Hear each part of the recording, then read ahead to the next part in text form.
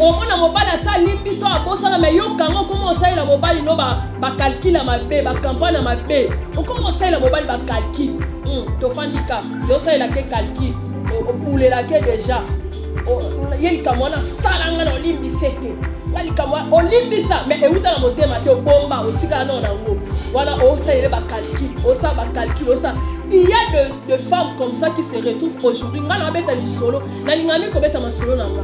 Na beta li solo no esalama quelque part na musala mona banda salaka. Maman, changer. Tika mutema mabe ko sungone loko de. Tika mutema mabe e ko sungone loko de. Demande le Saint-Esprit et kota katina o efan. J'avance. Le pardon, c'est une puissance. Quelle est la puissance du pardon? La puissance du pardon est ça on apprend à détruire. C'est ça. Détruire ce qui est mal. C'est ça la puissance du pardon. La puissance du pardon permet à quoi? À détruire.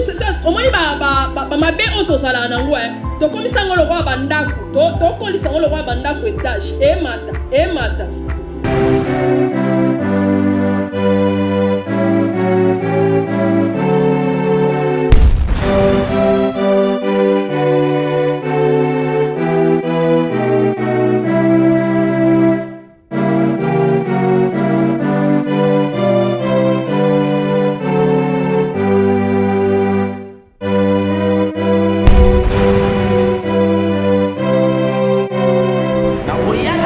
Que Dieu vous bénisse. Tala bolingo, Yesu yokango linga ye, yotinde linga liloba ya tango, liloba yango le dépouillement, liloba yango etamboli nanga ye, otistelenga le dépouillement. Salanga ina ebe, baposa ya motema na yo, lobanga na yo kai, mabanzo ya molimo na yo. Bongo ngana loba papa baposa ya motema na yo bongo ngana tatola papa na lolenge olingi yo simba ngana ningana na nguya loboko na yo bongo na miso papa mabolongo na se na sanzola na mitika yawe liboso na yo. Mbote na balandi nyoso ya magazine na biso Femme Prépare-toi. Voilà ndeko émission oyo ekokani na yo ekokani na ngai ekokani na biso nyoso tuna pesi mbote na ngai na maman Clarisse motema ya papa Claude na pesi bino mbote libala kitoko bisike zo mbino na Belgique libala kitoko na Fabrice Songola na mama Rit libala kitoko wana na bosani te papa Joël na mama Gypsy libala kitoko na bosanité yemoko l'évangéliste Longwa libala kitoko bisika ezwami yo na madame Naomi Tela libala kitoko bisika ezwami bino nzamba lola a pambola bino. Voilà, merci beaucoup.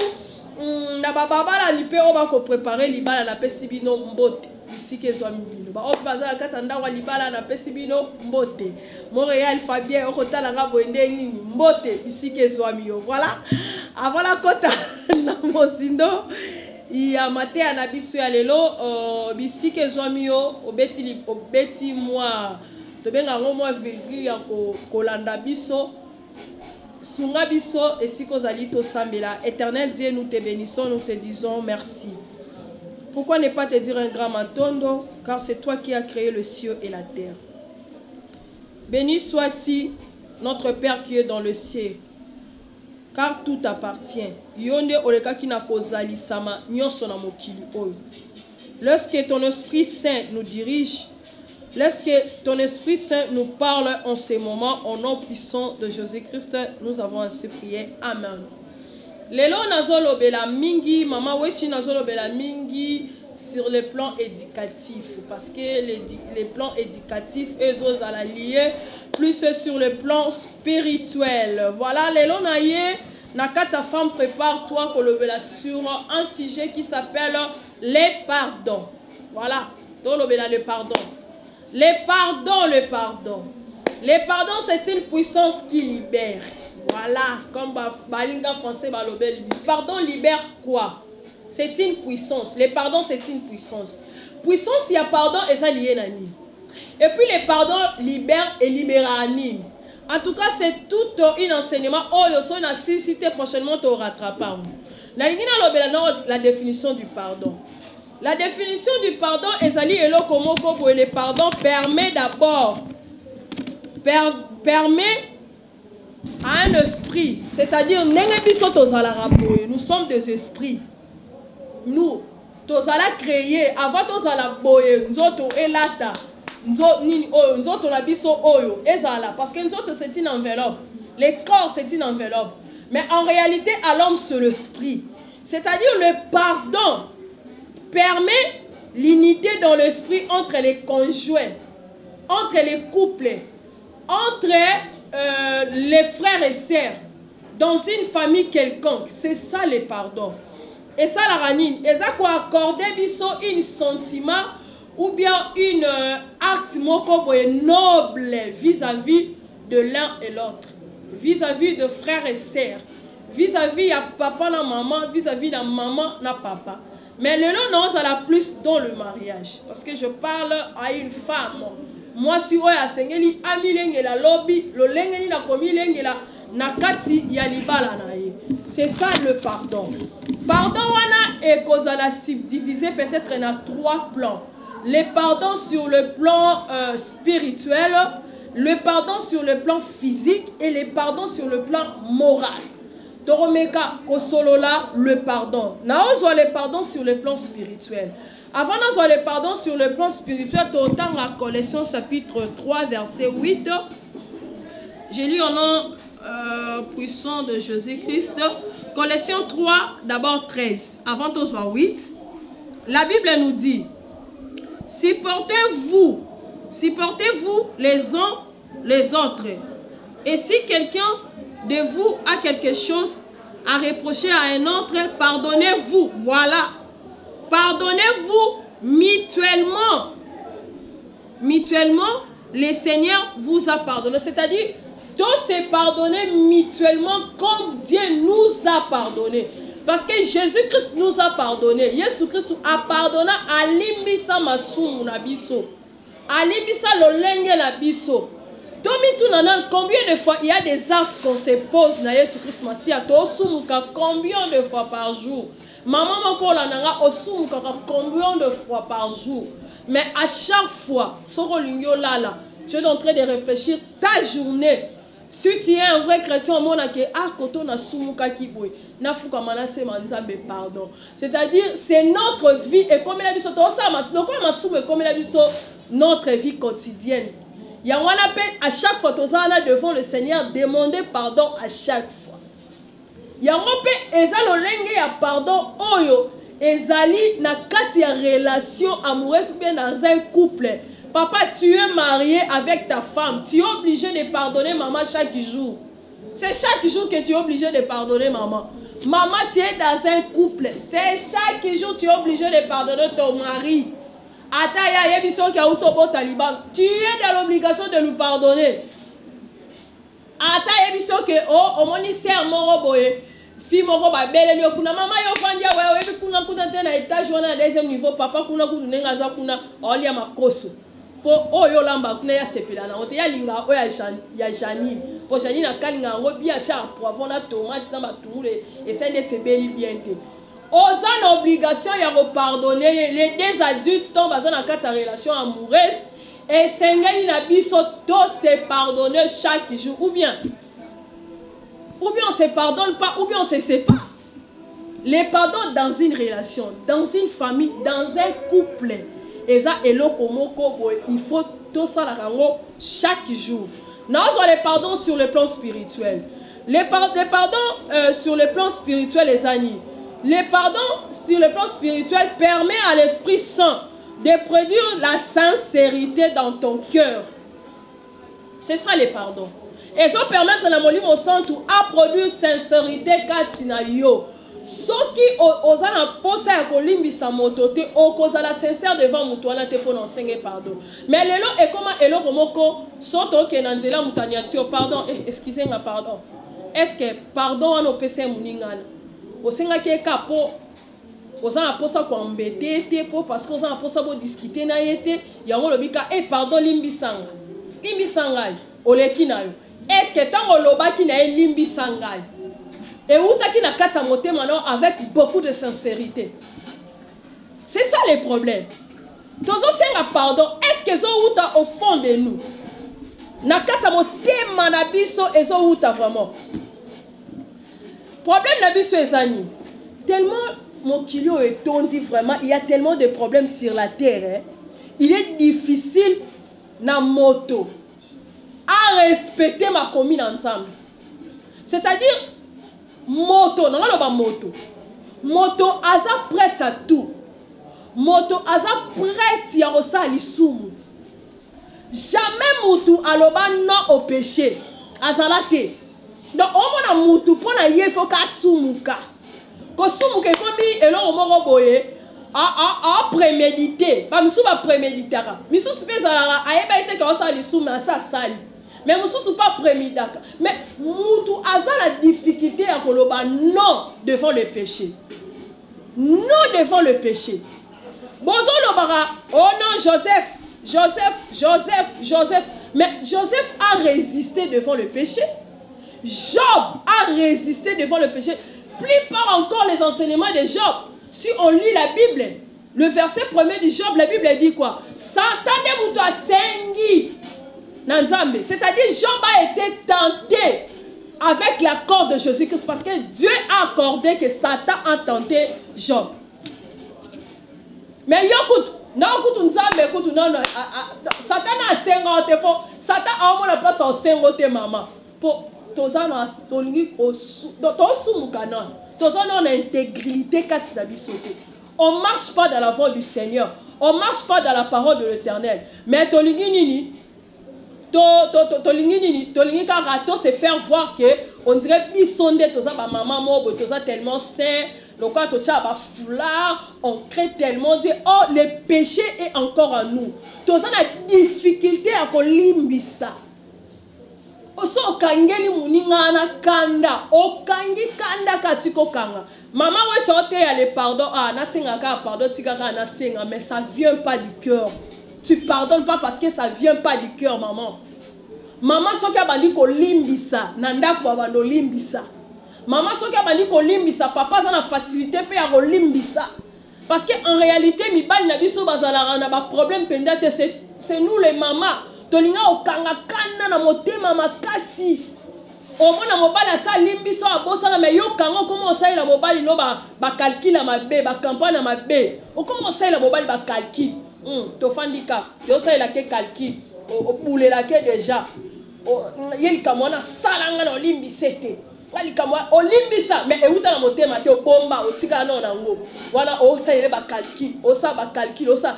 Il y a de femmes comme ça qui se retrouvent aujourd'hui. Nga beta li solo, na lingami ko beta masolo nanga. Na beta li solo mo salama quelque part na musala mo na banda salakala. Parce que na sala hôtellerie. J'ai dirigé à l'époque. Patron nangai azala na mwasi na katsanda, mais patron nanga zonga arrêté tout le temps mo sana ka okange na basi. Mais asenga madame wana pardon, madame wana limbisa kaye. Alimbisa kaye. Oh le pardon de cette femme c'était pas sincère. Le pardon de cette femme ezalaki eloko moko boye si ayeko sala patron coup akimi na plus de $800,000 s'il vous plaît parce que mon patron azalaki boss akima na $800,000 akena mboka mo quelqu'un qui encore peut samboka anati mais alimbisaka mobali de tout son cœur te konibisa mo ya ndambu na okende les sous pousse à la moi mukie. C'est-à-dire quoi? Il faut toyeba que non toyeba kokima kama sumu. Yo papa oza toujours lié na kata masumu. Oza mutu mo boy oyo. Tu sais devant Joseph naloba elo comment que Joseph avait tu veux dans notre vie tout va nous la sanctification spirituelle, c'est très important. On parle de la sanctification, mais est-ce qu'on parle de la sanctification spirituelle? Parce que si vous avez la sanctification spirituelle, la spiritualité est en vous. Vous marchez dans la crainte de l'Éternel. L'Esprit de Dieu est en vous. Yaya. Okokima masumu. Joseph avait un langage, Dieu parlait à Joseph dans un langage mystérieux. Moi, je parle d'un langage trop mystérieux devant Dieu. La première langage de Dieu que Dieu a parlé à Joseph, c'était quoi? La haine de ses frères. Par rapport à Yaba songe à Swaki. C'était un mystère. Que Dieu, Nandato Kaka, le combat a commencé. La haine a commencé. Aïe qu'on soit Joseph, la deuxième mystère.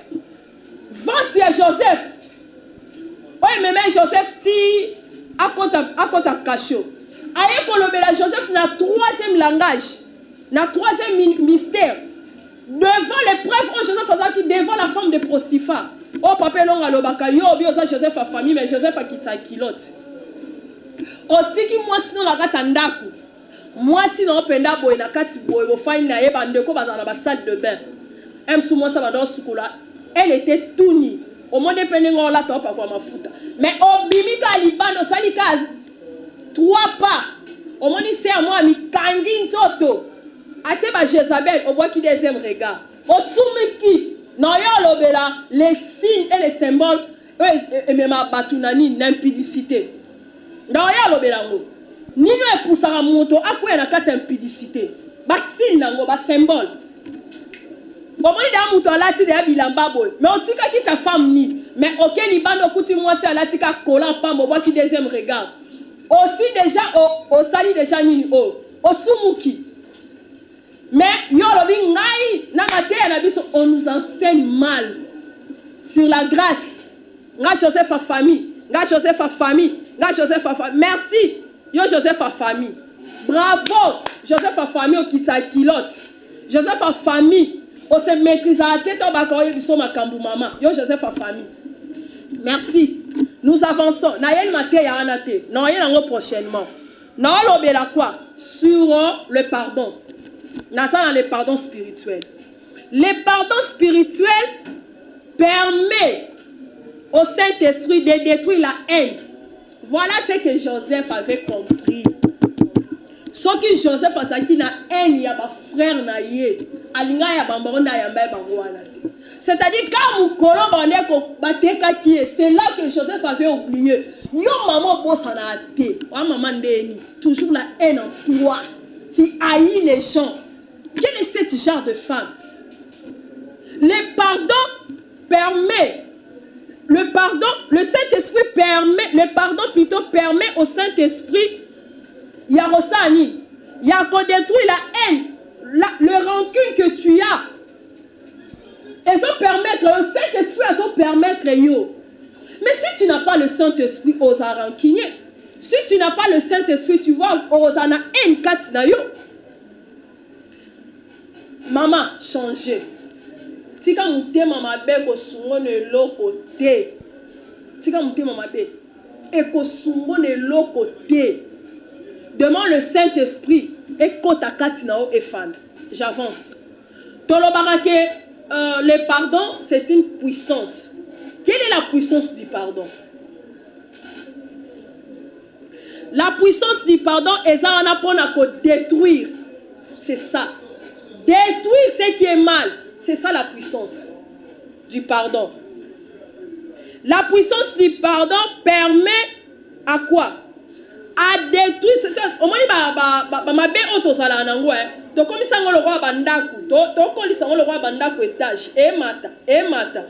Si cette puissance soit là et yaka et ça une destruction à ma belle na kata motema na yo. Et longoli haine, et longoli jalousie. Et longoli nini oyo biloko amabe puissance wana tango ezo yana kati na yo, ça produit l'abondance en toi.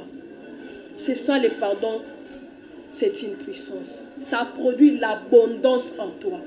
Tant longoli ma bekati na yo, ce que tu sentais à une personne, aujourd'hui moi toute ma vie je peux pas pardonner à cet homme parce que cet homme là moi j'ai fait souffrir. Na saliboye na nyokoli mo mbaluana na lesie na latisie tala lelo mo mbaluana sundolinga en tout cas na kata motema na nga na olimbisa te. Mais quand la puissance du pardon vient et yaka na kata nini et yaka na kata abondance. eyaka na kati abondance nga mwa mobali ana sala nga boye nga mwa mwasi wana natangisi ye ba classe na sali ye boye lelo ekomi na bala ye alobi ke non nga naza na niveau te ba parents na balobi ke faut ba balele licencié. Oui, tu étais choqué papa et maman, vous allez choqué, mais la puissance de cette pardon et pour déstabiliser tout ce que tu ressentais en toi. Et pour nous baby sango, et pour nous détruire ango, et pour nous longo lango. J'enfonce. Si le nom aussi ça les pardonne. Parce qu'il y a tant de choses à dire sur le pardon. Tout ça pour avancer. Le pardon c'est une puissance qui libère. Le pardon libère quoi? Le pardon en réalité est libérable. Le pardon libère certains démons. Et libérable au moins des démons. Ou bien et détruit certaines maladies spirituelles. Bon, tout nanga pardon c'est comme si on libérait des démons. Oh mais oui. Mais la colère c'est une maladie. La colère c'est une maladie. Si tu as Jésus-Christ en toi, osana colère, c'est une maladie spirituelle.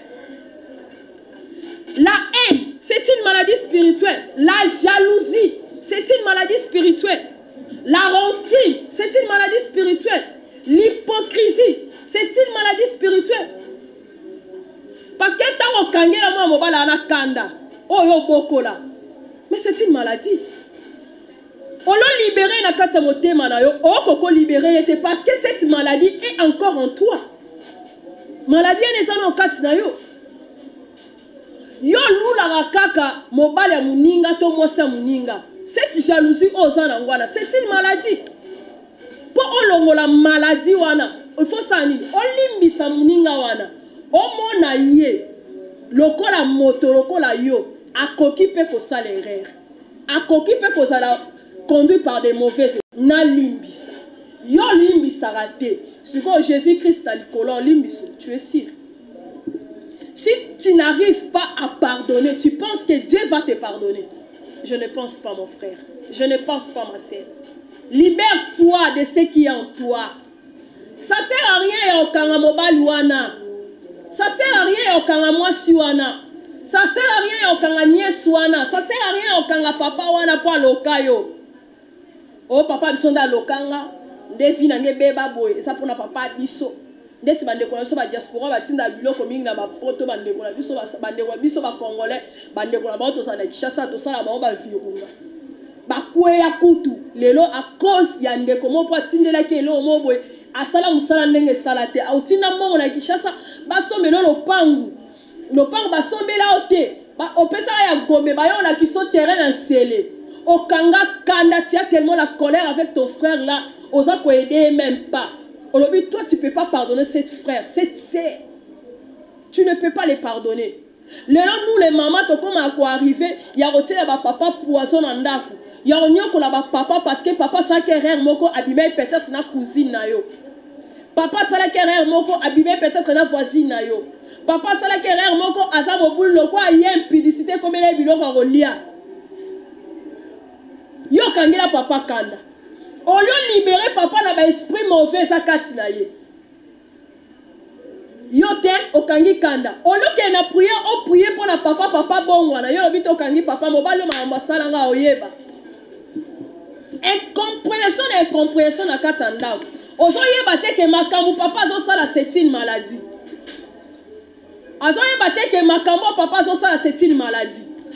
C'est une maladie. Il y a de certains caractères na kati ya mutu bien aimé. Et comme la mutu, on dirait eloro moko boye pour lui on a un succès. Pour ça na ba sebela comme on a un succès. Ah quand ça ko diriger une église ou bien un groupe et ça succès. Parce que ya yebani a la réputation moko bien, a ça la ba miracle a delivaka. Ate ya kamama pasteur alobinga so na temi na chéri na ote ya ba mama mutolo bazate. Ah nenga ya ana ote ya biswana. A préparer ta mate ya te. Mobile nem ta pesa ke ba verset biblique. Yema kuna ndako sambela ate. Aya ko sambela ga na église. Matthieu 6 saison lobela biso. On pour eno ba na pasteur Gilles Kimbeni. Pour non ngo faire voir biso ke yondo e ko sambela. Ah, Nzambe. Nzambe a brisé ma caractère na biso. Ba caractère mauvais otosa na ngwana Nzambe a brisé biso. A brisé biso penda ezamala momingi. C'est-à-dire que nakati il y a le pardon spirituel, il y a l'éducation spirituelle. On peut s'en ramener. Éducation ezaka éducation tozo ananda kute. Éducation ezaka éducation otozo kana na école te. L'éducation spirituelle qui est le Saint-Esprit à nous, c'est très important. Parce que la personne qui a reçu l'éducation spirituelle a reçu la maturité. Si on a l'éducation spirituelle, on a la maturité spirituelle. Si on a l'évangile, selon la conscience comme bloqué, l'homme devient animal. Il a manqué l'éducation spirituelle. La personne qui ne fait pas pardonner, c'est la personne qui manque l'éducation spirituelle. Tu n'as pas l'éducation spirituelle en toi. Tu n'as pas l'Esprit Saint en toi. C'est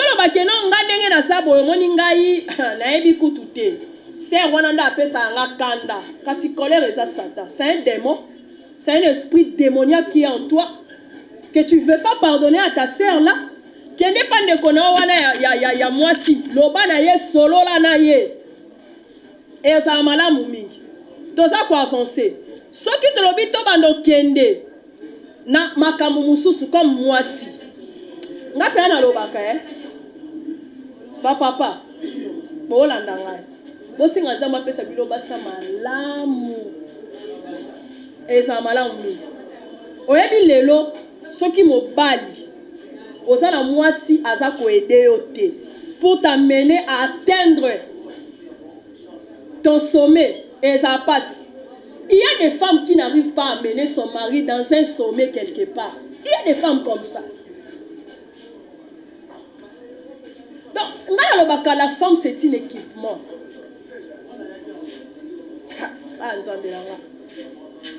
Je manque de mots à dire. Parce que quand je regarde certaines femmes, ma combat ça là, au moins que tu as pitié de cette femme, maman. Tobongisa lobi na biso. Tobongisa vraiment lobi na biso. La femme c'est un équipement, c'est-à-dire un équipement où est indispensable juste pour une élévation. Yamobali na yo. La femme, elle est la seule personne qui permet à l'homme à arriver à sa grandeur moko. C'est la femme. On t'appelle aide semblable de l'homme. Ce qu'on semblable dans le kolo azobenga yo que tu es une aide. Papa nani. Tu es devenu une ventilateur, une climatiseur, tu es devenu la télévision, ou bien quoi? Donc, c'est-à-dire que des choses comme ça, Papa Thomas, ça fait lier du pardon. Parce qu'une femme, c'est une maladie. C'est une maladie. Voilà, merci beaucoup. On arrive à la fin de cette émission. Merci à toi, le pasteur Gilles Kimbeni, pour l'assistance. Voilà. La manière qu'on les pardons, ils ont 3 formes.